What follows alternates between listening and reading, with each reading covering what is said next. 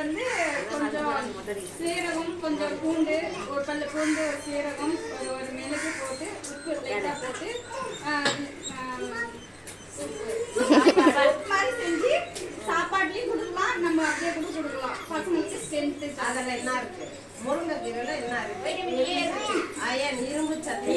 முருங்கைக்கீரையில வந்து இரும்பு சத்து நிறையா இருக்கு. நம்ம குழந்தைக்கு வந்து அது இரும்பு சத்து நம்ம குறையாம குழந்தைக்கு அது வந்து நல்லா இருக்கும்.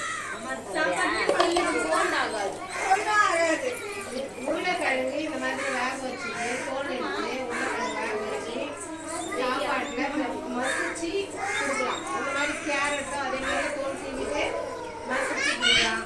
பீன்ஸும் அதே மாதிரி வேக வச்சுட்டு அதை மசிச்சு சாப்பாடோட சேர்த்து குழந்தைங்களுக்கு கொடுக்கலாம். இப்போ இதெல்லாம் கொடுக்கும்போது அந்த குழந்தை வந்து ஒவ்வொரு காயும் அதோட டேஸ்ட் அது தெரியும். அப்போ அந்த டேஸ்ட்டை வந்து என்ன பண்ணோம், அது பிடிச்சிப்போம். அடுத்து நம்ம ஊட்டும் போது அந்த குழந்தை வந்து கொடுக்காம சாப்பிடும். இப்போ இருந்தே கொடுத்தோம்னா அது பெருசானாலும் அதை சாப்பிட ஆரம்பிக்கும். குழந்தைல அது சாப்பிடல, துப்புதனால வந்து நம்ம பண்ண